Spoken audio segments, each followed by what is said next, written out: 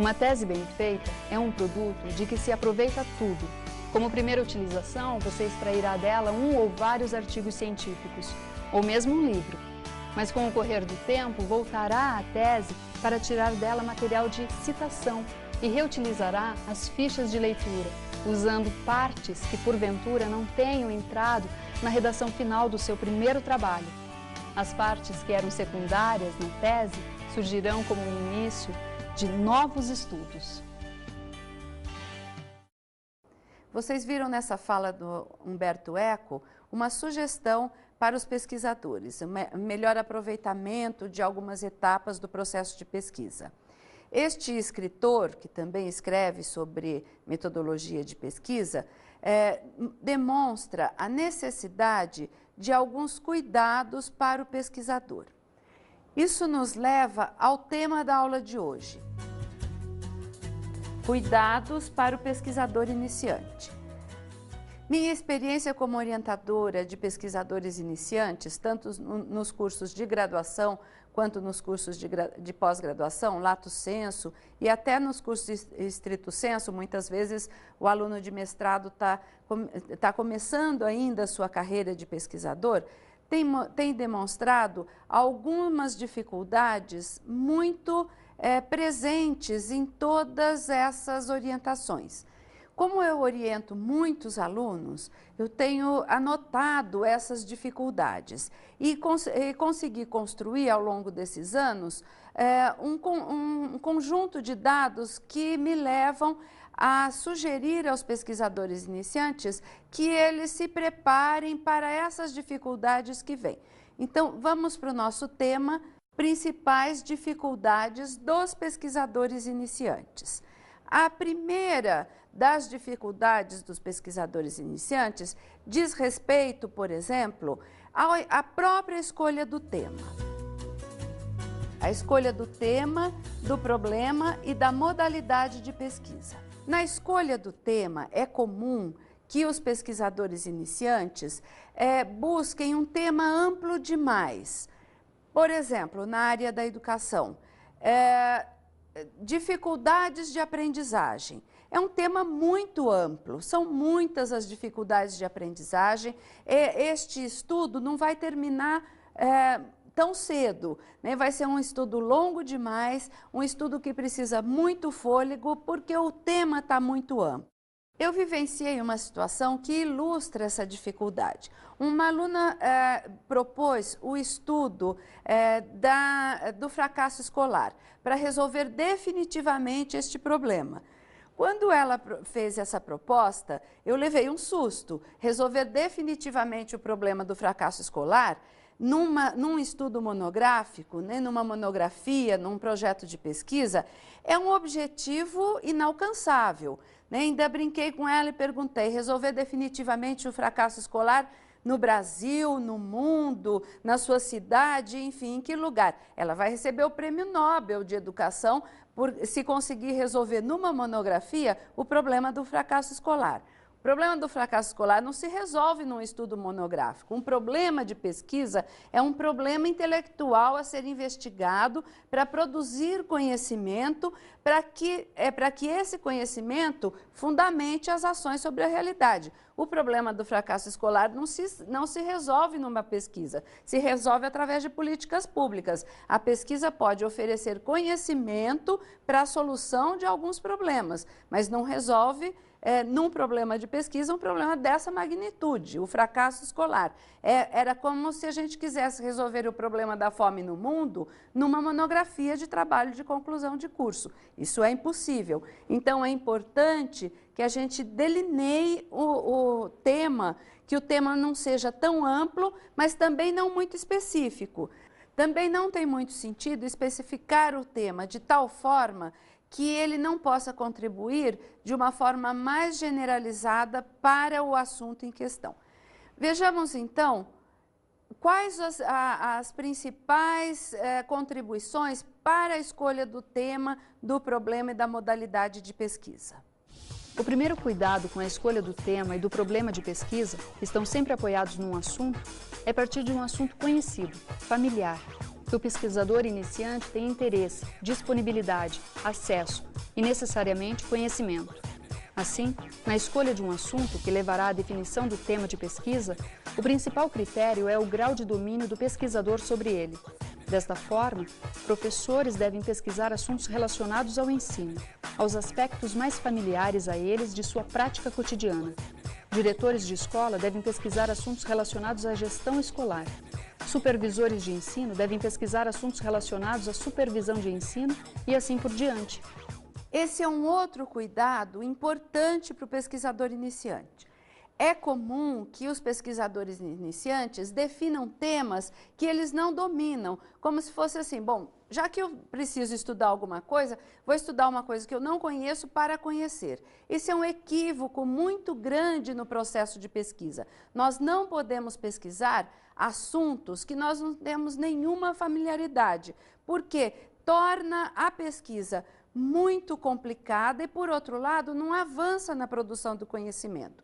Eu costumo dizer que eu não posso fazer nenhuma pesquisa sobre física nuclear, simplesmente porque eu não sei nada de física nuclear. Portanto, eu não tenho nenhuma dúvida sobre física nuclear. Eu conheço tão pouco que não tenho nem dúvida. Se eu não tenho dúvida, eu não posso pesquisar, porque pesquisar é responder questões, é responder questionamentos.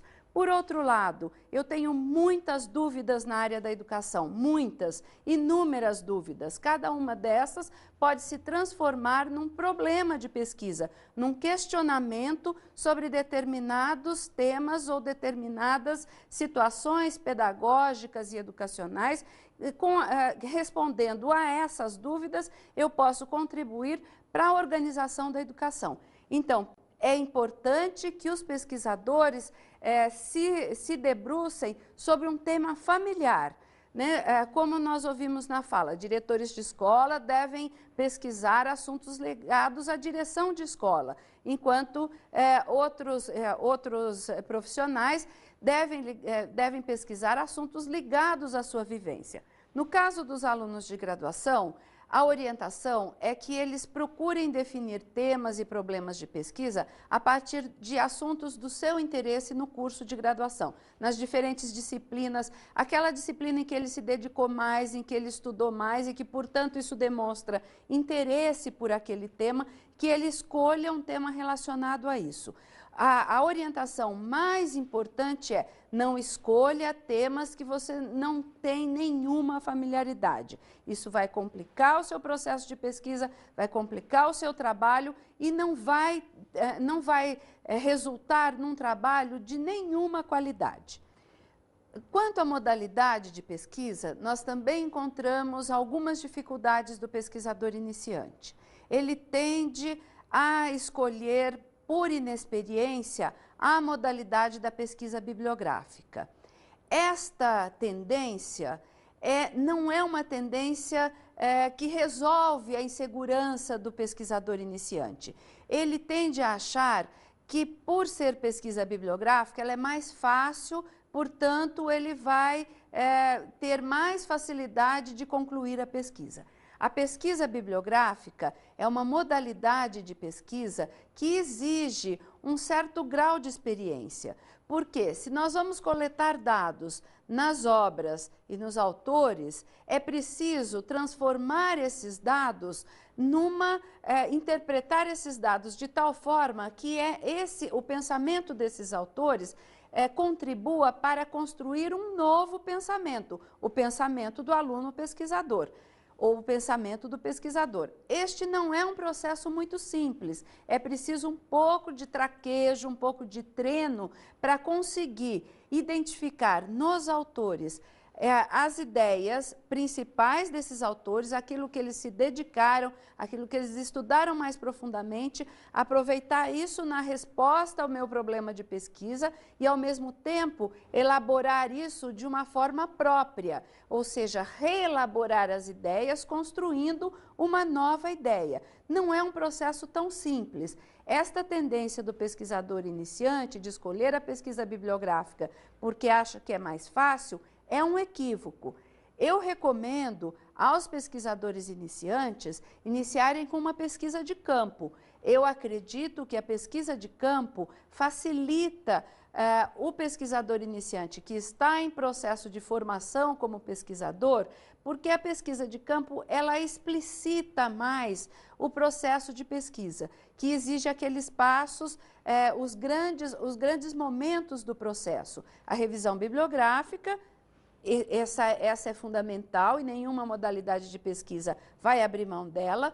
O segundo passo, a coleta de dados. O terceiro passo, a organização dos dados. O quarto passo, a análise dos dados. A coleta de dados numa pesquisa de campo, ela é muito evidente, ela é explícita. Isso auxilia o pesquisador iniciante a compreender o processo de pesquisa, diferentemente da pesquisa bibliográfica. A pesquisa bibliográfica mistura um pouco a revisão bibliográfica com a coleta de dados. E só um pesquisador mais amadurecido é que pode dar conta de separar isso que está mais ou menos misturado. Indico também para os pesquisadores iniciantes a pesquisação, mas para os pesquisadores iniciantes que têm um pouco de disponibilidade de atuar na realidade com um grupo, de lidar com o grupo e de estudar mais profundamente a metodologia da pesquisação. Porque a pesquisação, ela exige uma compreensão da metodologia, porque senão ela corre o risco de se transformar não num projeto de pesquisa, mas num projeto de ação pedagógica. É preciso diferenciar na pesquisação a dimensão educativa da dimensão investigativa.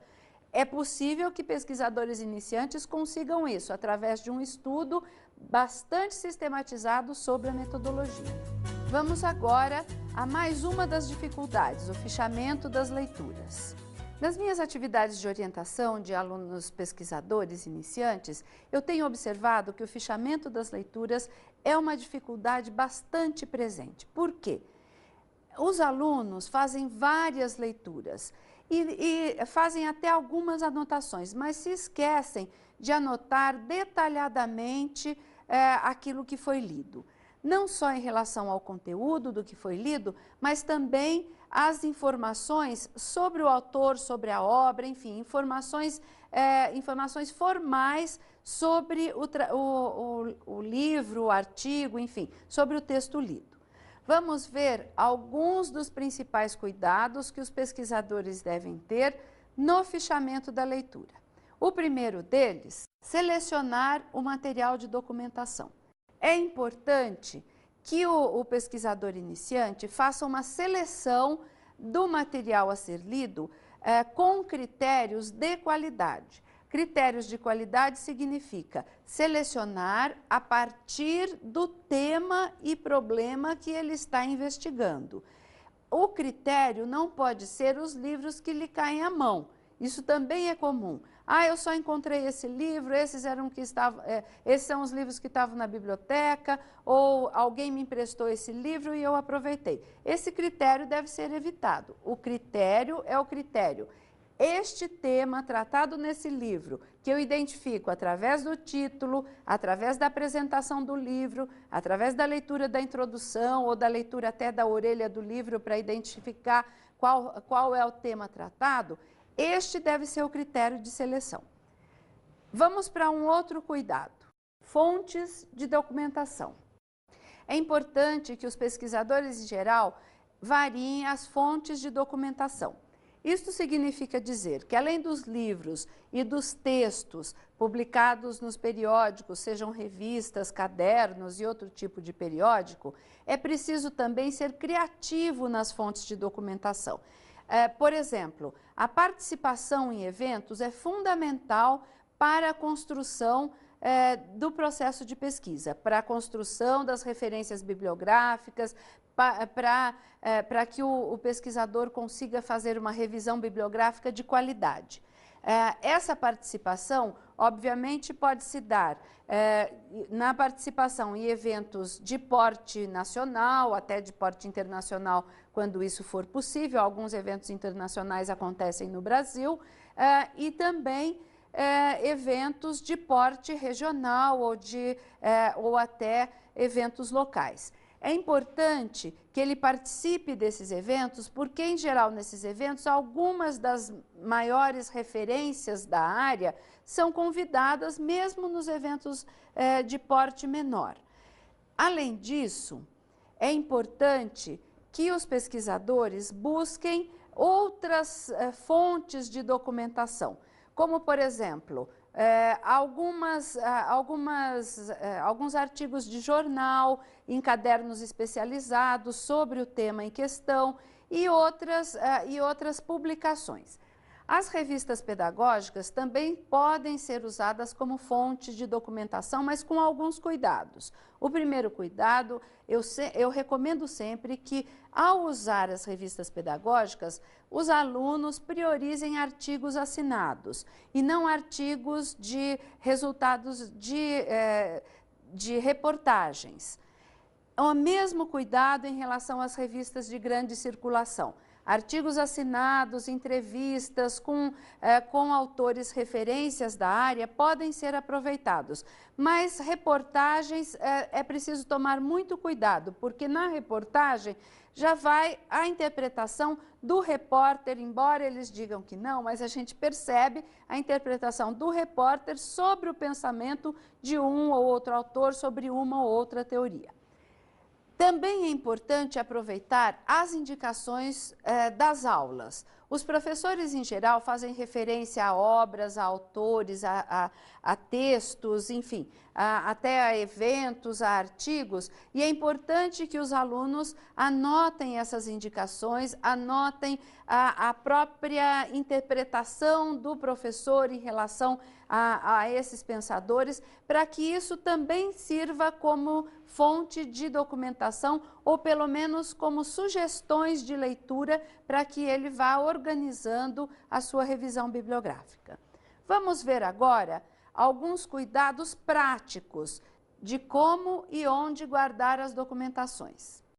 O primeiro cuidado prático que vocês devem ter é evitar longas transcrições. É comum que os pesquisadores iniciantes façam transcrições enormes das obras lidas, o que vai dificultar depois o seu uso na hora de construir o texto da revisão bibliográfica. É importante que ele faça uma leitura sistematizada, identifique as principais ideias do autor e transcreva apenas as principais ideias do autor. Outro cuidado: anotar o título e a fonte do cabeçalho dos livros e textos e o nome do autor, título da obra, local, editora e página. Cuidado para não ler artigos, textos, livros sem essas anotações, sem essas informações formais. Por quê? Porque se eu tenho um texto lido, que eu não tenho as referências, é a mesma coisa de não ter lido o texto. Eu não posso usar no meu trabalho. Outro cuidado: guardar as anotações em fichas. Também encontramos essa dificuldade entre os alunos pesquisadores. Eles têm anotações que se perdem no transcorrer da pesquisa. É preciso organizar um fichário com o computador, um arquivo específico para as anotações das leituras. Vamos para outro cuidado: digitar transcrições, anotações e resumos. Recomendamos que todas as anotações sejam digitadas num arquivo para referências bibliográficas. Mais um cuidado: guardar todas as informações em arquivos numa mesma pasta. Seguidas essas orientações, vocês vão ter uma organização melhor dos dados ou dos documentos lidos e das referências bibliográficas. Vamos ver agora mais uma contribuição para aqueles que estão iniciando o seu processo de pesquisa: a apresentação dos dados. A apresentação dos dados no relatório final, na monografia propriamente dita, pode vir em forma de texto, de gráficos, tabelas, quadros, enfim, em vários formatos. Vamos ver os cuidados para cada um desses formatos. Em forma de texto. Para apresentar os dados através de texto, é preciso um cuidado fundamental: detalhar os dados e cuidar para que a escrita não seja uma escrita repetitiva. Eu preciso tomar cuidado com a entrada dos dados, usar diferentes formas de entrada, como, por exemplo, quando questionados, os professores responderam numa outra entrada. Os professores da rede municipal de ensino disseram que é preciso tomar esses cuidados na entrada dos dados, detalhar e cuidado com a escrita. Quais as principais dificuldades na apresentação dos dados em gráfico? Nós temos observado que na apresentação dos dados em gráficos há uma tendência entre os alunos, pesquisadores iniciantes, em usar os gráficos para ilustrar dados nem tão importantes no processo todo da pesquisa. É importante que ele use este critério na utilização dos dados, colocar nos gráficos os dados mais importantes. Não tem muito sentido colocar nos gráficos, por exemplo, no estudo de um determinado universo de professores, por exemplo, dados sobre sexo, né? Quantos professores do sexo masculino, quantos do sexo feminino, idade. Esses dados são importantes até para a pesquisa, mas não são os dados mais importantes. Vamos deixar para os gráficos os dados que se relacionam diretamente ao tema de pesquisa. As tabelas. O mesmo cuidado com os gráficos é preciso observar nas tabelas. É comum encontrarmos muitas tabelas num trabalho científico. Parece que esta atitude confere ao trabalho um pouco de legitimidade. Isto é um equívoco. Não é a quantidade de tabelas que vai dar ao trabalho um rigor científico. O que dá ao trabalho rigor científico é a forma de tratá-los, inclusive na perspectiva da pesquisa qualitativa. A pesquisa qualitativa pode trazer dados quantitativos em tabelas, mas é recomendável que não se use muitas tabelas. Isso trunca a leitura. O mais importante do processo de pesquisa, da leitura de um resultado de pesquisa, são as reflexões, as análises empreendidas. As tabelas servem apenas como referência.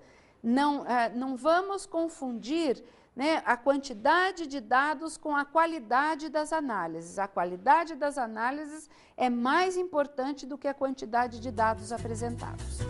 A escrita é uma das grandes preocupações na elaboração do relatório final da monografia no processo de pesquisa. Vamos ver o que diz um professor. Bom, num primeiro momento, o que acontece são os erros gramaticais, erros de sintaxe, concordância, erros de pontuação e erros mesmo de redação. Isso o aluno já traz com ele desde o curso universitário, e quando ele vai redigir um texto científico, ele apresenta essas dificuldades.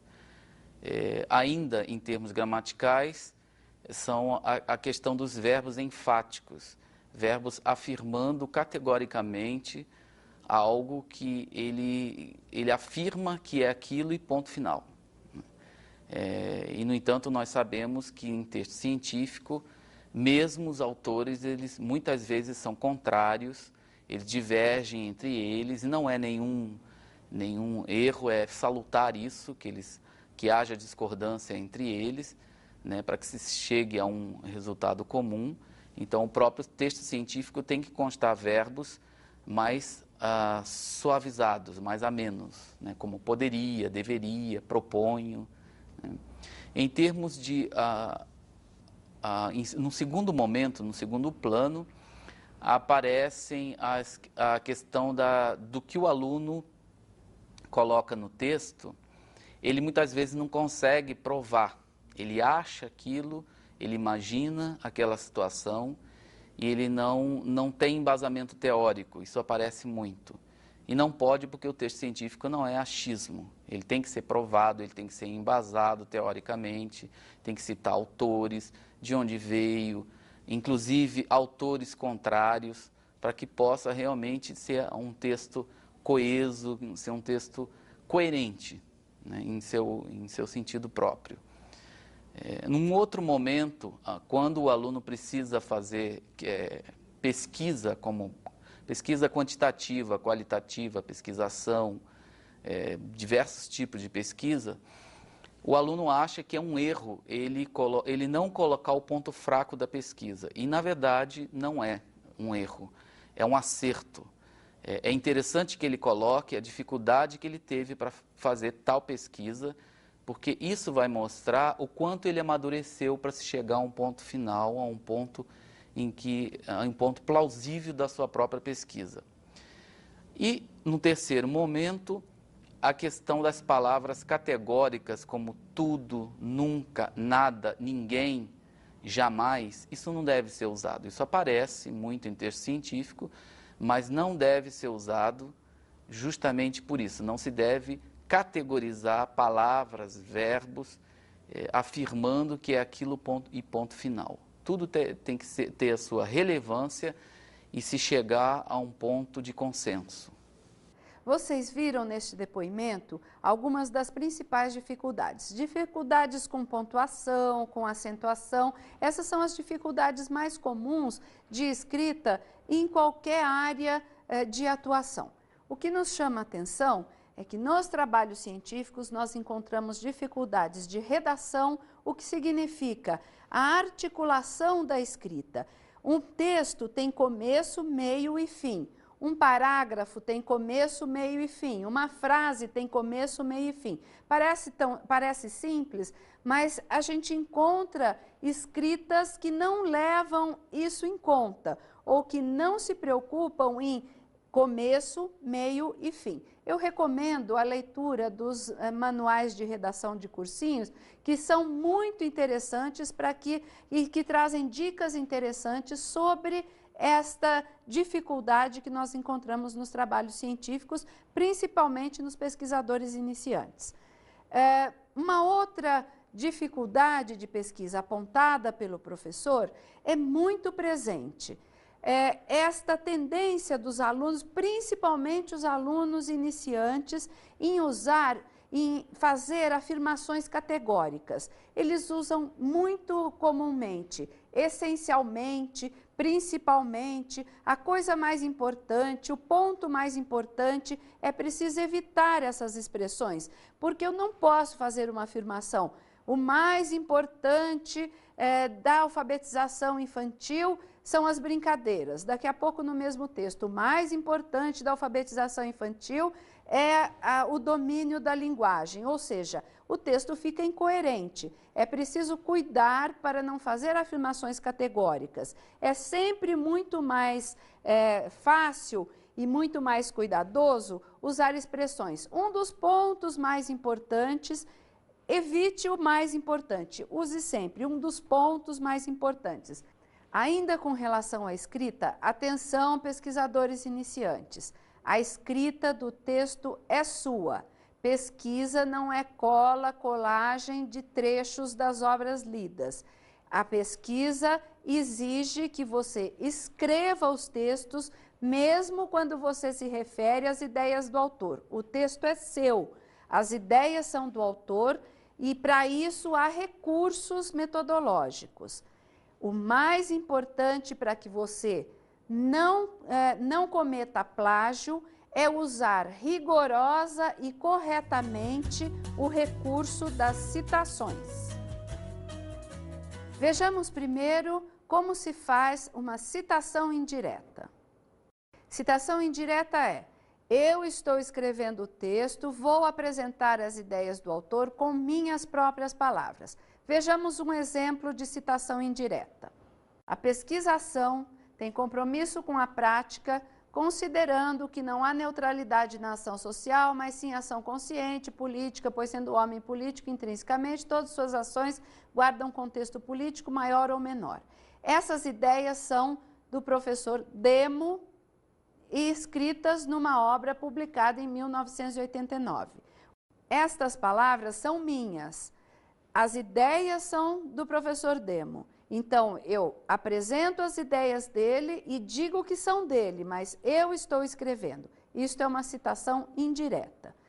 Vamos ver o caso de citação direta. Citação direta é a transcrição do texto do autor. É a apresentação das ideias do autor com as palavras do autor. É uma transcrição. Portanto, eu preciso informar que eu estou transcrevendo. Como se faz, qual é o recurso metodológico para informar que eu estou transcrevendo? Vamos ver um exemplo. Vejam que há uma diferença de formatação entre um texto e outro. O texto que está formatado maior é o texto meu, onde eu estou apresentando as minhas argumentações. Quando eu vou transcrever as ideias do autor, eu formato de forma diferente a dar destaque. O mais comum é diminuir a letra, formatar recuado e diminuir o espaço, tal como está nesse exemplo. Atenção! Não se pode abusar do recurso de transcrição direta.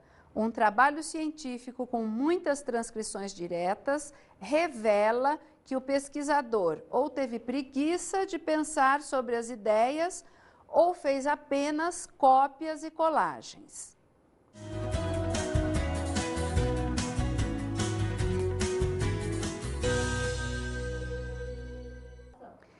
Eu trouxe duas sugestões para contribuir na superação das dificuldades na iniciação científica. A primeira delas, Como fazer uma monografia, Délcio Vieira Salomão, publicado pela editora Martins Fontes. A segunda, Monografia Passo a Passo, da Maria Cristina Traude e Reinaldo Dias, publicado pela editora Alínia.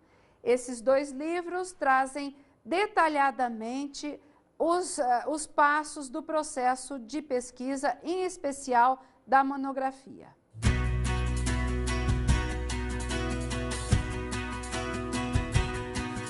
Na aula de hoje, estudamos os cuidados para o pesquisador iniciante. Vimos como algumas dificuldades podem ser superadas com providências muito simples e atitudes muito simples. Bons estudos!